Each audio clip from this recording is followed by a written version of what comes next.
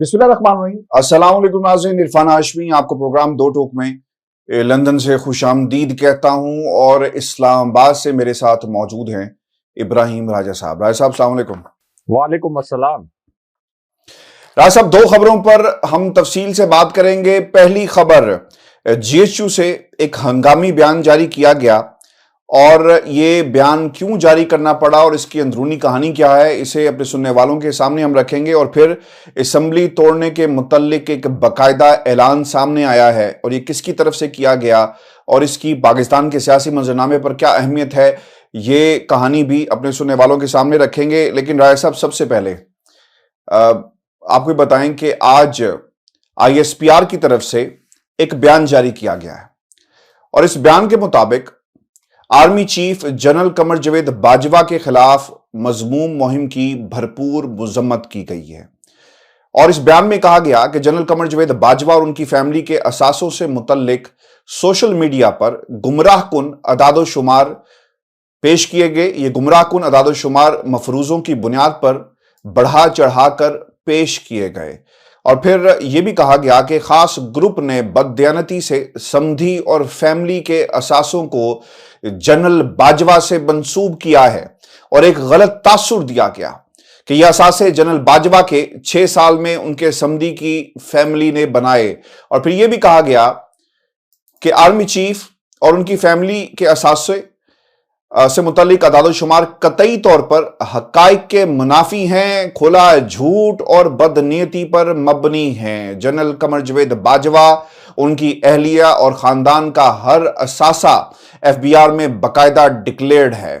पाक फौज के शोबा ताल्लुकात का आमा का यह भी कहना है कि आर्मी चीफ और उनके खानदान बाकायदगी से टैक्स रिटर्न्स फाइल करता है। हर शहरी की तरह आर्मी चीफ और उनकी फैमिली टैक्स हुकाम के असासाजात पर जवाबदेह हैं। राय साहब, ये तो हो गया ISPR का बयान, लेकिन राय साहब एक अंदरूनी कहानी आपके पास भी है और जनरल बाजवा, GHQ और जनरल आसिम मुनीर साहब के हवाले से ये अंदरूनी कहानी है। मैं चाहूंगा कि इसकी तफसीलात हमारे सुनने वालों के सामने रखें और ये एक तरह से दो टोक की ब्रेकिंग न्यूज भी है जो आप हमारे साथ शेयर करने जा रहे हैं। देखिए आशिफ साहब, बज़ाहिर ये लगता है कि जनरल आसिम मुनीर की आर्मी चीफ के तौर पर अपॉइंटमेंट ये एक बड़ी स्मूथ सेलिंग थी और बड़ी आसानी से हो गई। लेकिन पसे पर्दा ऐसे मामलात चल रहे थे जो बड़े मिस्टीरियस थे, जिनके मुतल्लिक हकायक पहले सामने नहीं आए। लेकिन कुछ हमने हकायक जानने की कोशिश की और जब ये हकायक सामने आए हाशमी साहब, तो फिर army chief general Qamar Javed Bajwa, Shahbaz शरीफ, मियां नवाज शरीफ और आप कह सकते हैं कि हुकूमत के दरमियान किस किस्म की पैगाम रसानी हुई, इससे यह पता चलता है कि आखिरी 3 दिन में पसे पर्दा हालात किस तरह से मार्शल लॉ तक पहुंच गए थे और शहबाज शरीफ की हुकूमत उल्टाने तक पहुंच गए थे। हाशमी साहब, बज़ाहिर तो army chief general Qamar Javed Bajwa ने अपनी रिटायरमेंट का ऐलान कर दिया था और यह कहा था कि मैं 29 नवंबर को वक्त पर रिटायर हो जाऊंगा। लेकिन हाशमी साहब, ये एक ऐलान तो था, लेकिन दूसरी जानिब कुछ हालात और भी चल रहे थे और वो हालात इस किस्म के चल रहे थे कि शहबाज शरीफ को प्राइम मिनिस्टर हाउस में जनरल बाजवा के हवाले से और उनकी एक्सटेंशन के हवाले से 2-3 ऐसे पैगामात पहुंचाए गए जो आप कह सकते हैं कि GHQ से इनडायरेक्ट पैगामात थे और वो पैगामात थे कि जनरल बाजवा को 6 माह की एक्सटेंशन दे दी जाए। अब इन पैगामात की खास बात यह थी हाशमी साहब कि इनके लिए एक तो नून लीग के रहनुमा को इस्तेमाल किया गया, उसके बाद कुछ और कैरेक्टर्स ऐसे थे जिन्होंने शहबाज शरीफ को बाकायदा धमकाया। अब शहबाज शरीफ चूंकि एक कॉम्प्रोमाइजिंग पोजीशन में थे, शहबाज शरीफ के ऊपर केसेस हैं, शहबाज शरीफ पर फर्द जुर्म आयद होने वाली थी, इस वजह से धमकाने वालों का ख्याल यह था कि शहबाज शरीफ को हम आसानी से दबाव में लाकर यह एक्सटेंशन हासिल कर लेंगे। अब इस हवाले से जो नून लीग के रहनुमा है मलिक अहमद, अब पहले तो वो और एक और लीगी रहनुमा और एक और कैरेक्टर ये शहबाज शरीफ को जाकर पैगाम पहुंचाते हैं कि हमें हर सूरत में army chief general Qamar Javed Bajwa को 6 माह की एक्सटेंशन देनी चाहिए, और अगर हमने ये 6 माह की एक्सटेंशन ना दी तो फिर हमारी हुकूमत उलट जाएगी या फिर मार्शल लॉ लग जाएगा। इस 6 महीने की एक्सटेंशन के मुतालिक यह भी कहा गया कि अगर जनरल बाजवा को ये 6 महीने की एक्सटेंशन हम दे दें तो ऐसे फौज के अंदर एलिमेंट्स जिनके मुतालिक नून लीग ये समझती है कि वो उनके खिलाफ काम कर रहे थे, मिसाल के तौर पर जनरल फैज हमीद, उनकी रिटायरमेंट अगले साल अप्रैल में ड्यू थी, तो यह भी तासुर दिया गया कि जनरल बाजवा अगर अगले साल मई जून तक रह जाएं तो इसका मतलब यह है कि नए आर्मी चीफ की तकर्री से पहले जनरल फैज हमीद और बाकी जो जनरल्स हैं जिनके मुतालिक नून लीग का यह ख्याल है कि वो भी उनके खिलाफ काम कर रहे थे, तो ये रिटायर हो जाएंगे। यानी एक तरफ तो जनरल आसिम मुनीर का नाम चल रहा था कि नए आर्मी चीफ के लिए उनका नाम तजवीज किया जाएगा, लेकिन दूसरी जानिब जनरल बाजवा की 6 माह की एक्सटेंशन के लिए फुल थ्रॉटल के ऊपर पूरा जोर लगाया जा रहा था कि जनरल बाजवा को 6 महीने की एक्सटेंशन मिल जाए। अब हाशमी साहब, ये जो 6 महीने की एक्सटेंशन का जोर लगाया जा रहा था वो भी इतने टेक्निकल अंदाज में लगाया जा रहा था कि तासुर भी यह बने कि शहबाज शरीफ ने और मियां नवाज शरीफ ने जनरल बाजवा को कायल किया कि हमें आपकी खिदमात की बहुत जरूरत है, इस मुल्क को आपकी खिदमात की बहुत जरूरत है, कौमी सलामती के मसाइल हैं। तो इस तरह का तासुर बने कि हुकूमत खुद जनरल बाजवा को मजबूर कर रही है कि आप एक और एक्सटेंशन ले लें, और फिर जनरल बाजवा के पास एक जवाब आ जाए कि मुझे तो हुकूमत ने मजबूर किया, मैं इस वजह से ये 6 माह की एक्सटेंशन ले रहा हूं। और इस हवाले से फिर मलिक अहमद इस्लामाबाद में और लंदन में पैगामात पहुंचाते रहे। अब हाशमी साहब, इस पूरी सूरत हाल में यहां तक खदशात पैदा हो गए थे कि मुमकिन है कि जनरल आसिम मुनीर का नाम GHQ से जो भिजवाई गई समरी है उसमें शामिल ही ना हो। यह जो समरी में ताखीर हुई यानी आखिरी दिन तक, और फिर राना सनाउल्लाह ने यह जो बयान दिया कि अगर अब भी समरी ना आई तो हम समरी आए बगैर ही नए आर्मी चीफ का तकर्रुर कर देंगे, ये बयानात वैसे नहीं आए थे। ये बयानात इसलिए आए थे कि शहबाज शरीफ के पास और इस हुकूमत के पास अब यह इतला आ रही थी कि चूंकि जनरल बाजवा की एक्सटेंशन के लिए शहबाज शरीफ ने और मियां नवाज शरीफ ने खासतौर पर हामी नहीं भरी थी, तो अब यह हो सकता है कि जो 6 नाम आए उनमें जनरल आसिम मुनीर का नाम ना शामिल हो। इस वजह से एक तो आर्मी एक्ट में अमेंडमेंट का जो एक इन्होंने हथियार तैयार कर लिया था, और दूसरी जानिब राना सनाउल्लाह ये धमकियां भी दे रहे थे कि हम आज खुद नए आर्मी चीफ का तकर्रुर कर लेंगे। उसके बाद हाशमी साहब, शाहिद खाकान अब्बासी ने यह कहा कि GHQ से जो समरी नहीं आई अभी तक, वहां से समरी ना आना आइन की बहुत बड़ी खिलाफ वर्जी है, और हम और प्राइम मिनिस्टर उन्हें इस मामले का आज खुद नोटिस लेना चाहिए। अब ये जब बयानात आ रहे थे उस वक्त हम इन बयानात को जो मैसेज इसके जरिए दिया जा रहा था बिटवीन दी लाइन सब कुछ रीड कर रहे थे। जाहिर है कि एक नोज फॉर न्यूज हर सहाफी की होती है, तो पसे पर्दा ये मामला चल रहे थे कि जनरल बाजवा की 6 महीने की एक्सटेंशन होगी या नहीं होगी, और आखिरी दिन तक ये एक आप कह लें कि इम्कान मौजूद था। शहबाज शरीफ के हवाले से यह कह लें कि खदशा मौजूद था शहबाज शरीफ को कि उनकी हुकूमत उल्टा दी जाएगी। लेकिन हाशमी साहब, फिर फैसला यह किया गया कि अगर हमारी हुकूमत उल्टा भी दी जाए, अगर हमारी हुकूमत उल्टा दी जाए, मार्शल लॉ भी लग जाए, तो तब भी हमें जनरल बाजवा को एक्सटेंशन नहीं देनी चाहिए, क्योंकि अगर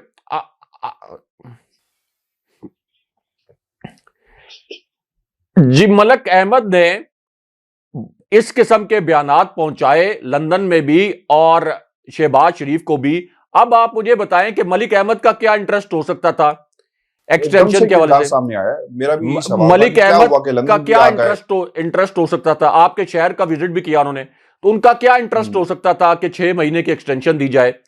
तो ये 6 महीने की जो एक्सटेंशन है या तो अब ये होनी थी या फिर मार्शल लॉ लगना था। तो मार्शल लॉ के हवाले से फिर मियां नवाज शरीफ ने यह फैसला किया कि ठीक है मार्शल लॉ लगा दें, और मार्शल लॉ इनको सूट करता था क्योंकि इनको पता था कि इमरान खान साहब का ये सियासी मैदान में मुकाबला नहीं कर सकते। अगर मार्शल लॉ लग जाए तो ये मजलूम बन जाएंगे, उसके बाद हो सकता है मार्शल लॉ का दौर जितना भी रहा, अगर 4 महीने 6 महीने 1 साल या कोई इमरजेंसी इंपोज होती है, तो ये जो इन्होंने एक बदतरीन कारकर्दगी दिखाई है मईशत के मैदान में, लोग शायद इसको भूल जाएंगे।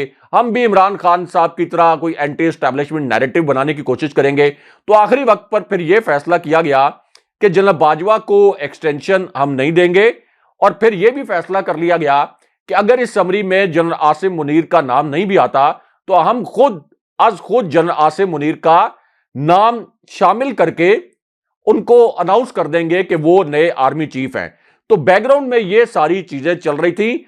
अब हाशमी साहब चूंकि army chief general Qamar Javed Bajwa, उनकी मुद्दत मुलाजमत खत्म होने में 1 दिन रह गया है, तो अब आप देखेंगे कि जैसे ही उनकी मुद्दत मुलाजमत खत्म होगी, तो जिस तरह से इसहाक डार ने, ये जो आपने असासों वाली स्टोरी का जिक्र किया, जहां पर जनरल बाजवा के लिए ISPR ने यह बयान जारी किया कि उनके जो असासे हैं ये FBR में डिक्लेयर्ड हैं और कानून के मुताबिक हैं, लेकिन इसहाक डार ने जो इंक्वायरी का हुक्म दिया था और फिर जो खबर लॉन्च करवाई थी, उससे तो यही तासुर बना कि उन्होंने एक तरह से यह तस्दीक की कि जनरल बाजवा का जो टैक्स रिकॉर्ड था उसमें जो असासे जाहिर किए गए, यानी उस स्टोरी के मुताबिक, अहमद नूरानी के मुताबिक, तो उस स्टोरी में मेंशन किए गए टैक्स रिकॉर्ड ठीक थे।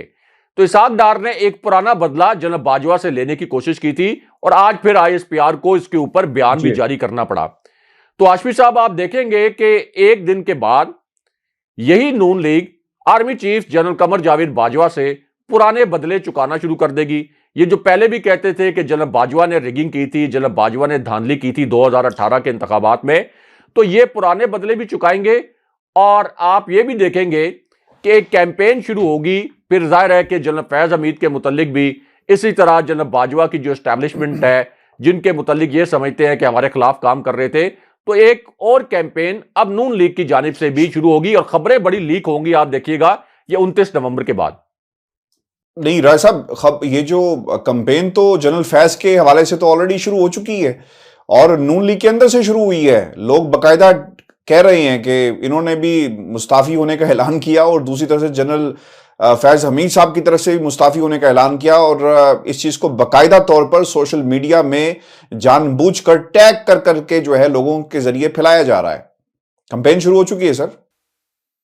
देखिए आसिफ साहब, जनरल फैज हमीद के इस्तीफे की एक वजह है, जनरल फैज हमीद का नाम उस समरी में शामिल था जो कि सीनियर 3 जनरल्स की समरी GHQ से मूव हुई थी प्राइम मिनिस्टर हाउस, और उनका नाम 5वें सीनियर 3 जनरल के तौर पर शामिल था।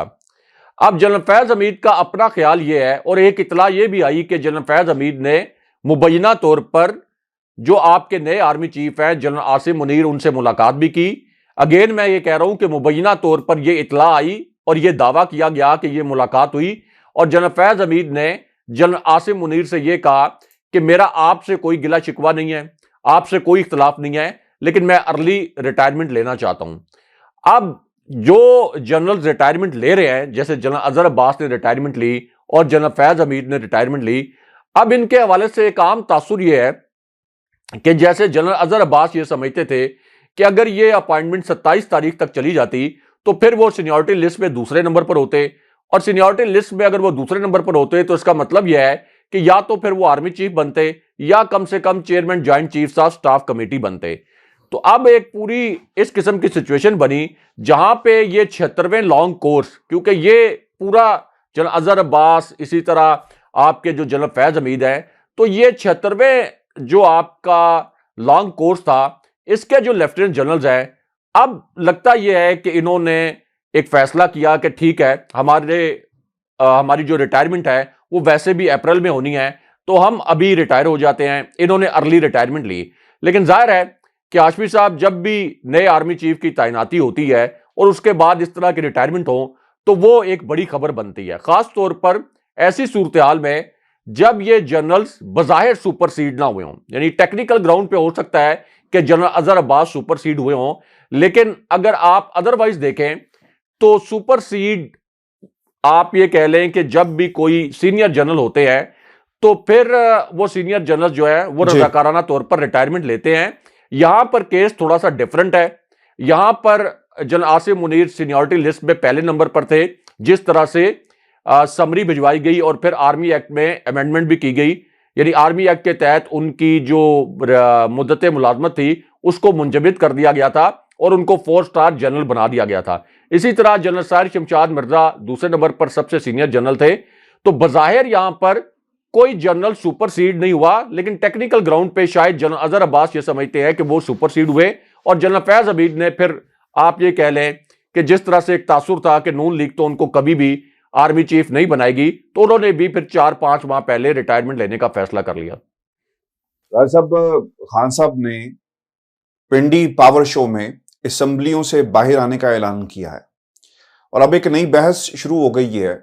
और हमने कल इसे मास्टर स्ट्रोक पॉलिटिकली इसलिए कहा था कि लोगों को एंगेज कर लिया है। पाकिस्तान की जो तमाम सियासी जमातें हैं, खान साहब ने उनको एंगेज कर लिया और एंगेज करने के बाद ड्राइंग रूम खुल गए हैं, नून लीग का इजलास जो है वो शुरू हो गए और मशवरा किया जा रहा है। जरदारी साहब फोन कर रहे हैं नवाज शरीफ को, नवाज शरीफ, शहबाज शरीफ ये एक और पीडीएम की दीगर जमातें जो हैं वो आइंदा का लाएमल तय कर रही हैं कि अब होगा क्या।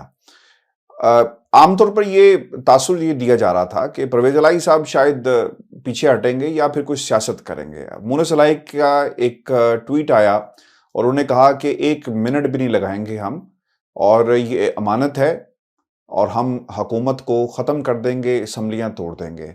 फिर एक वीडियो भी सामने आ गई जिसमें परवेज इलाही साहब ने क्या कहा, वो ये कहते हैं कि इमरान खान असम्बलियाँ तोड़ने का कहेंगे तो 1 मिनट की देर नहीं होगी, ये उनका ऐलान था। और फिर उन्होंने ये भी कहा कि पंजाब हुकूमत इमरान खान की अमानत है, हम वज़ादार हैं, जिसके साथ चलते हैं इसका साथ नहीं छोड़ते।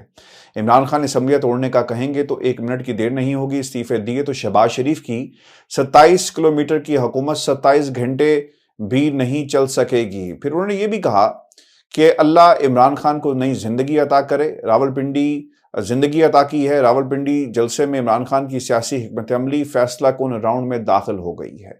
सूबाई असम्बलियों से इस्तीफे आते ही पीडीएम का जाली इत्तेहाद भी इंतशार की शक्ल इख्तियार कर जाएगा। नून लीग वाले झूठ बोलने से बाज नहीं आ रहे। आपके साथ इलेक्शन में वो होगा कि आपकी पुश्तें भी याद रखेंगी। इस मुल्क में दीन की हुक्मरानी होगी, ऐसे काम होंगे जिससे आम और गरीब आदमी और उनके बच्चों को फ़ायदा हो। इसकी इब्तदा पंजाब हुकूमत से हो चुकी है।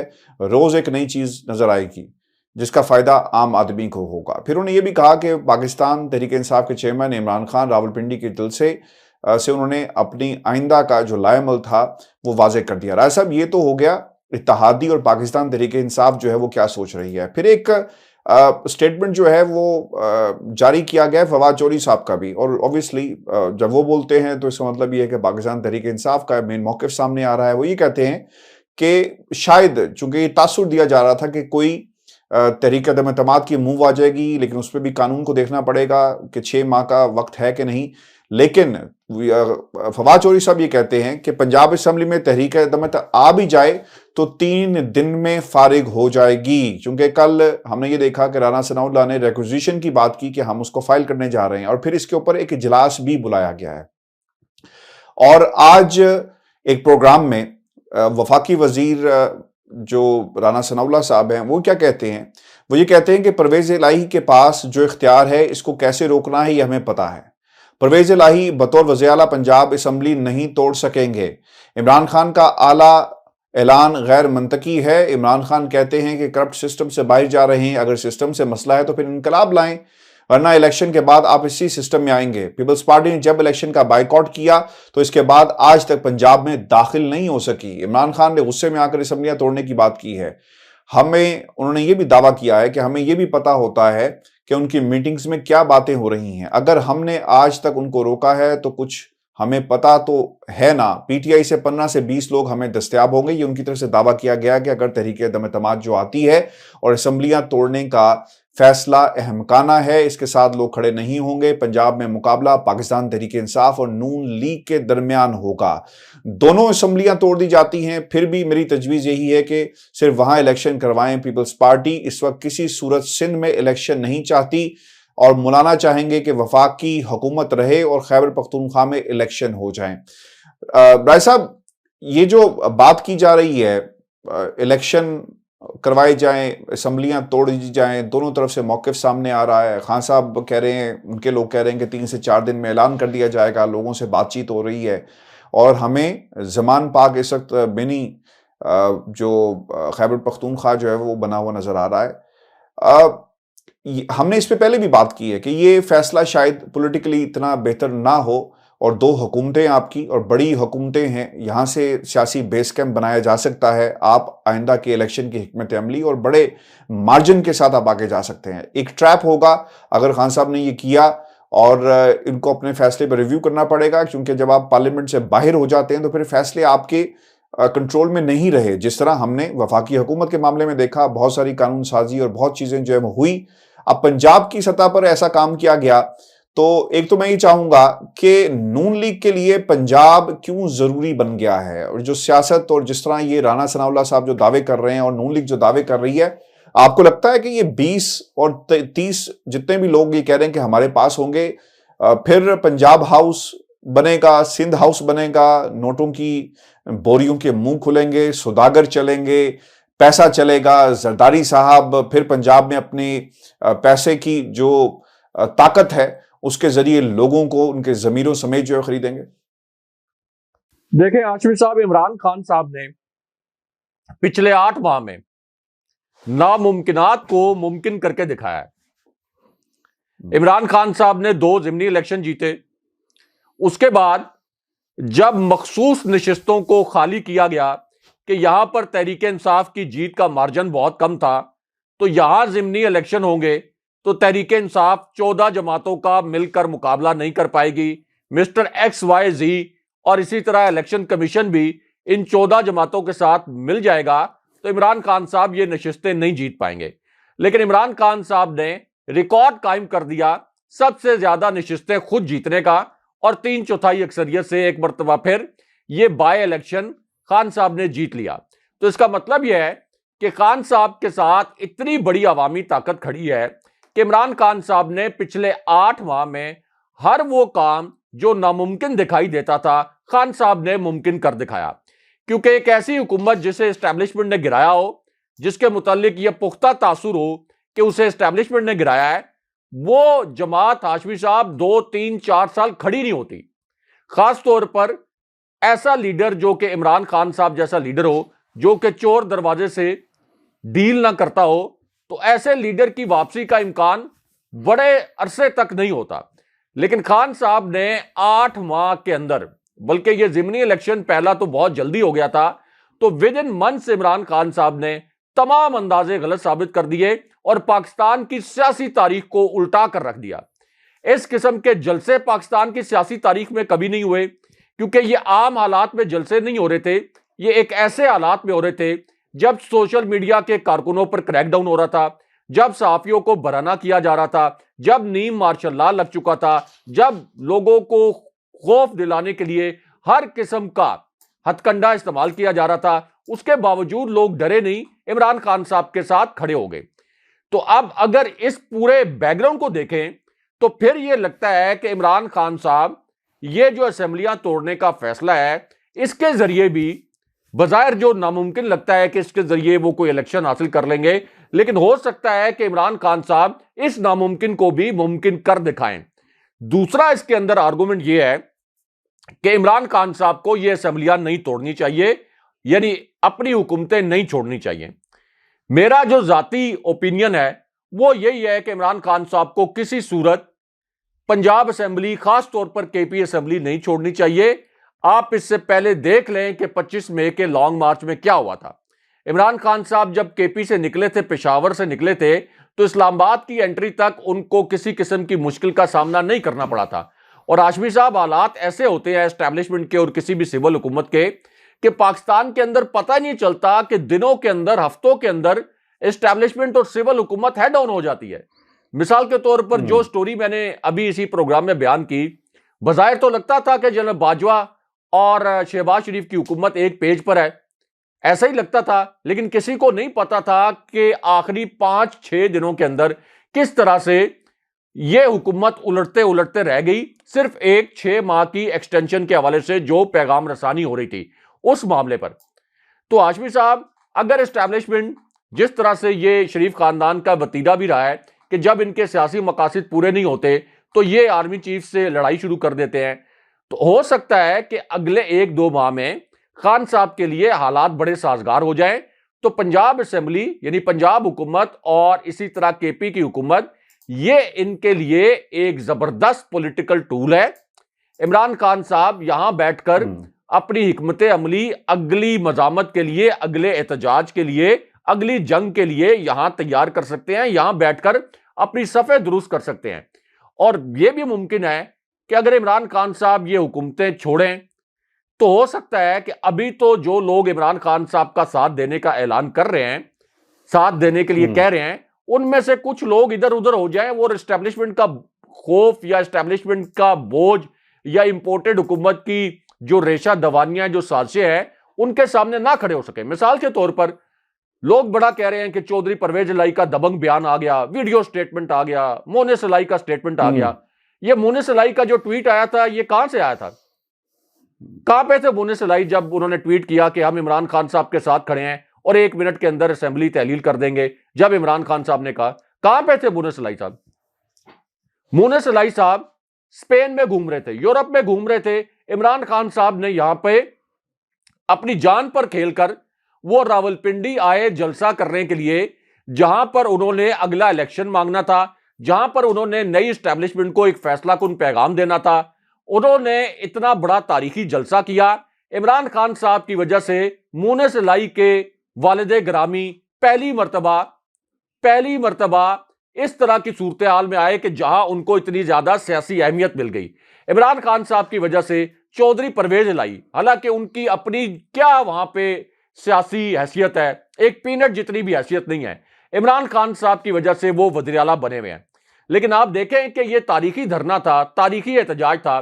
कहां पे थी काफ लीग? आपको कहीं पे काफ लीग नजर आई है? यानी ये सिर्फ चूरी खाने वाले मियां मिट्टू हैं। आप देख लें कि इमरान खान साहब के ऊपर जो FIR इमरान खान साहब दर्ज करवाना चाहते थे अपने कातलाना हमले की, वो FIR चलें। परवेज इलाही अगर ये कहते हैं कि एस्टैब्लिशमेंट का दबाव था तो हम वो FIR दर्ज नहीं कर सके, तो कम से कम एक स्टेटमेंट तो दे देते, एक बयान ही दे देते कि मैं ये दर्ज करवाना चाहता था, लेकिन एस्टैब्लिशमेंट का दबाव है, इस वजह से मेरे अख्तियारात में नहीं है कि मैं इस किस्म की FIR करवा सकूं। तो हाशमी साहब, मैं नहीं समझता कि बहुत ज्यादा काबिल एतमाद हैं चौधरी परवेज इलाही, और ये फिर इसी तरह इस मामले को डिले भी करते जाएंगे अगर इमरान खान साहब ने पंजाब हुकूमत से निकलने का ऐलान किया। यानी मोनिस इलाही को तो कम से कम ये जो आपका रावलपिंडी का जलसा था, अगर आप कहते हैं कि इमरान खान साहब के साथ खड़े हैं, तो आपको अपनी प्रेजेंस शो करनी चाहिए थी। आप एस्टेब्लिशमेंट से डर के भागे हुए हैं यूरोप, आप वहां पे सिर्फ मजे ले रहे हैं हुकूमतों के, और यहां बैठ के नाम निहाद आप कहते हैं कि हम इमरान खान साहब के साथ हैं। तो इसलिए इमरान खान साहब के लिए ये कॉशन है, मोनिस इलाही या चौधरी परवेज इलाही, ये कभी भी इस तरह से 100% यकीन के साथ आप नहीं कह सकते कि ये इमरान खान साहब के साथ खड़े होंगे। मुराद सईद के मुतल्लिक आप ये कह सकते हैं, असद उमर के मुतल्लिक आप कह सकते हैं, आजम सवाती दोबारा गिरफ्तार हुए, लेकिन आप दोबारा गिरफ्तारी में भी उन्होंने वही बातें दोहरा दी जनरल बाजवा के मुतल्लिक और एस्टैब्लिशमेंट के मुतल्लिक, जिनकी वजह से उनको गिरफ्तार किया गया। तो ये PTI का अपना जो हार्ड कोर नजरियाती ग्रुप है, वो तो इमरान खान साहब के साथ खड़ा होगा। इसलिए इमरान खान साहब को शायद इस पूरे मामले पर दोबारा से एक थॉट प्रोसेस पार्टी के अंदर शुरू करवाना चाहिए। अच्छा, ये बात आपने जो कही ना कि थॉट प्रोसेस, अच्छा, कुछ रीजनिंग भी होनी चाहिए। ग्राउंड रियलिटीज क्या है, ये मेरा ख्याल है कि सीट वाइज बताना बड़ा जरूरी है। ऐसा बलूचिस्तान के अंदर जो बलूचिस्तान असेंबली है, वहां पर पाकिस्तान तहरीक इंसाफ की 7 सीट्स हैं, यानी 7 उनके अरकान सूबाई असेंबली हैं, और वहां पर इनके पास कुछ वजारतें भी हैं। अच्छा, वजारतों का ऐसा मसला नहीं है, जब आपके सेंटर से कह दिया गया आप अलहदा हों तो फिर वो बाइंडिंग हो जाती है, और हमारे पास बहुत सा सुप्रीम कोर्ट की रूलिंग्स भी इस हवाले से मौजूद हैं। 7 अरकान साइड पे हुए तो ज़िमनी इंतखाब होगा। फिर आप आ जाएं सिंध असम्बली में टोटल 30 के करीब इनकी तादाद है तहरीके इंसाफ के, इसमें से जनरल सीट्स हैं वो 23 के करीब हैं राय साहब। अब 23 नशिस्तों पर इंतखाब हो सकता है, पंजाब के अंदर हुआ नहीं था, आपको याद होगा। तो 23 और 7 2 असम्बलियों के अंदर अगर आप ज़िमनी इंतखाब की तरफ ही जाएंगे, और इलेक्शन कमीशन ये भी कह सकता है कि ठीक है जी यहाँ पे इंतखाब करवाएं, आपके हाथ में तो कुछ नहीं आएगा। पंजाब हुकूमत, अगर आपने दोबारा जीत कर भी पंजाब हुकूमत ही आपके पास आनी है और केपी की हुकूमत भी आपके पास आनी है, तो फायदा कहां पे होगा? क्योंकि राणा सनाउल्लाह और पीपल्स पार्टी के लोग जो ये कहते हैं और इस पे बजिद भी हैं कि भाई हमने अपने 5 साल पूरे करने हैं। जरदारी साहब के पास एक हुकूमत है, बेशक वो अपने आप को किंग मेकर समझते हैं, सिंध हुकूमत भी चली गई, तो फिर वो क्या करेंगे? तो ये फिगर्स जो मौजूद हैं और जिस तरह से कहा जा रहा है कि जनाब पूरी जो कंपोजिशन है 4 सूबों की, उनको रखकर कहा जा रहा है कि पाकिस्तान तहरीक इंसाफ अगर अलग हो जाए तो इतनी नशिस्तें रह जाती हैं। तो राय साहब, ग्राउंड रियलिटीज असल में ये हैं और इससे कोई, मुझे तो नहीं लगता कि कोई ज्यादा फर्क पड़ेगा। ये तहरीक इंसाफ के लोगों को अपने इस फैसले को रिविजिट करना चाहिए। देखिए, खान साहब की केपी में हुकूमत है। अरशद शरीफ साहब को जब जान से मारने की धमकियां मिल रही थी, अरशद शरीफ साहब को पता था कि वो किसी और जगह से अगर जान बचाने के लिए जो उन्होंने हिजरत की तो उनके लिए बड़ी मुश्किल हो जाएगी। हुकूमत थी तो अरशद शरीफ साहब पेशावर से फ्लाई करने में कामयाब हो गए। हुकूमत इमरान खान साहब की थी है, इसी वजह से बनी गाला में जो उनकी गिरफ्तारी के लिए ऑपरेशन होते रहे, तो इमरान खान साहब जब केपी गए तो किसी की जुर्रत नहीं हुई कि वहां से इमरान खान साहब को गिरफ्तार करने की कोशिश की जाए, क्योंकि केपी एक बड़ा हसास इलाका है हमारी रियासत के लिए भी, खास तौर पर साबिक फाटा का जो केपी में इंतजाम हुआ है और हमारी फौज के लिए भी। दूसरा, हाशमी साहब, बनी गाला में ये तो 2-3 मरतबा ऐसा हुआ कि हजारों की तादाद में लोग इकट्ठे हो गए और इमरान खान साहब को गिरफ्तार नहीं किया जा सका। लेकिन अब तो इतने एवल डिजाइन हैं इस इंपोर्टेड हुकूमत के कि खुदा न खास्ता इनको लोगों को शहीद भी करना पड़ा तो ये हर सूरत में इमरान खान साहब को गिरफ्तार करने की, खुदा न खास्ता उनके ऊपर कातलाना हमले करवाने की, उनको रास्ते से हटाने की कोशिश करेंगे। तो इस पूरी सूरत हाल में ये हुकूमतें आपकी स्ट्रेंथ हैं, आपको किसी सूरत यहां से नहीं निकलना चाहिए। आपकी हुकूमतें परफॉर्म भी वफाक से बेहतर कर रही हैं। पंजाब हुकूमत आपकी बेहतर परफॉर्म कर रही है। आपने पंजाब में हुकूमत लेने के बाद, यानी जो वापस आई है, जो वफाक में आपके फ्लाई मंसूबे चल रहे थे इससे पहले जब आपकी वफाकी हुकूमत थी, आपने पंजाब में वो दोबारा सारे मंसूबे शुरू कर दिए हैं। केपी में गवर्नेंस इस वक्त वफाक की गवर्नेंस से कहीं बेहतर है। दूसरा, हाशमी साहब, लोग शायद थोड़े से इससे नाराज भी हों, यानी केपी में आप देखें कि कितनी बड़ी मेजॉरिटी है इमरान खान साहब के पास। तो अगर इमरान खान साहब अभी केपी की असेंबली को डिसॉल्व करते हैं तो अगले इलेक्शन में हो सकता है थोड़े से लोग नाराज भी हों कि हमने खान साहब को वोट दिया, इतने प्रेशर के बावजूद हम खान साहब के साथ खड़े रहे, 2 लॉन्ग मार्च हुए, उसमें इतने बड़े काफिले वहां से आए। तो ये थोड़ा सा आप ये कह लें कि लोगों में गिले शिकवे भी पैदा हो सकते हैं। और सबसे बड़ी बात यह है, लॉजिकली अगर आप देखें, खान साहब के पास हो सकता है इंफॉर्मेशन अदरवाइज हो, और वो ऐसी इंफॉर्मेशन हो कि इससे कोई आईनी बहरान पैदा होगा और फिर मार्च अप्रैल तक कोई इलेक्शन की राह हमवार हो जाएगी। हो सकता है इस किस्म की इंफॉर्मेशन हो सकता है खान साहब कुछ अरसे के बाद ये इंफॉर्मेशन शेयर करें। अगर इस किस्म की कोई इंफॉर्मेशन है, उसकी बुनियाद पर फैसला किया गया है, फिर तो एक लीडर को पता होता है, फिर तो वो फैसला हो सकता है आने वाले दिनों में दुरुस्त साबित हो जाए। लेकिन अगर इस किस्म की कोई इंफॉर्मेशन नहीं है तो फिर इसके ऊपर जरूर इस पूरे डिसीजन को रिविजिट किया जाना चाहिए। एक मुझे यह भी पता है कि तहरीक इंसाफ के अंदर से भी बहुत से लोग इमरान खान साहब को यह मशवरा देना चाहते हैं कि यह एक सियासी ब्लंडर ना बन जाए। ये तो पीडीएम तो चाहेगी। आप देखें कि हमजा शहबाज ने कितना जोर लगाया पंजाब की हुकूमत लेने के लिए, क्यों जोर लगाया था, जाली तरीके से उनको मुसल्लत भी कर दिया गया था, किस तरीके से वहां पे एमपीएस खरीदे गए थे। तो इसका मतलब यह है कि पंजाब अहमियत रखता है, तो तभी शहबाज शरीफ और हमजा शहबाज ने इतना ज्यादा जोर लगाया और मिस्टर XYZ ने इतना ज्यादा जोर लगाया। तो इस वजह से खान साहब को आजाद कश्मीर, गिलगित बल्तिस्तान, पंजाब और केपी की हुकूमतें किसी सूरत, मेरी जाती राय में ये नहीं छोड़नी चाहिए। यहां पर ये जो कह रहे हैं कि 500 के करीब निशस्तों पर इलेक्शन करवाना पड़ेगा, कोई इलेक्शन ये नहीं करवाएंगे, कोई इलेक्शन ये नहीं करवाएंगे। और ये जो स्ट्रांग होल्ड है इमरान खान साहब के, खास तौर पर ये खान साहब को अपने ज़हन में रखना चाहिए, पीटीआई की क़यादत को ज़हन में रखना चाहिए कि एस्टैब्लिशमेंट के साथ सिविल हुकूमतों के ताल्लुकात बिगड़ने में बिल्कुल टाइम नहीं लगता। पर्दे के पीछे लावा पकड़ा होता है, आम लोगों को नहीं पता होता। जिस वक्त हम ये कह रहे थे कि इमरान खान साहब के खिलाफ साजिश हो रही है, शहबाज शरीफ की खुफिया मुलाकातें हो रही हैं, पीटीआई के जज्बाती लोग हमें तनकीद करते थे हमारे ऊपर ये कहते थे पेज कि नहीं आप फटा, पेज वहीं पे है। जी, वो कहते थे नहीं, पेज तो एक ही है, आप लोग हर रोज ऐसी फौज की और इमरान खान साहब की लड़ाई करवाते हैं। अब देखें, इमरान खान साहब बता रहे हैं कि आखिरी 6 माह में उनके फौज के साथ किस किस्म के हालात हो गए थे, खासतौर पर जनरल फैज हमीद की जब उनको पोस्ट आउट किया गया था। और मुझे एक सहाफ़ी की ट्वीट भी याद है कि जब वो मैंने वी लॉग किया तो वो सहाफ़ी साहब ने ट्वीट कर दिया कि ये पुरानी तनख्वाह पे काम करेंगे। ऐसे सहाफ़ी जो ये कह रहे हैं कि फौज के दरमियान और इमरान खान साहब के दरमियान इख्तलाफ हो गया है, कोई इख्तलाफ नहीं हुआ और जनरल फैज हमीद को रूटीन के मुताबिक वहां भेजा गया है और रूटीन के मुताबिक DGISI जनरल नदीम अंजुम जो है वो आएंगे। तो सहाफ़ी का काम तो होता है कि वो हकाइक पर मबनी खबरें लाए, बिल्कुल सही। सामने लाए।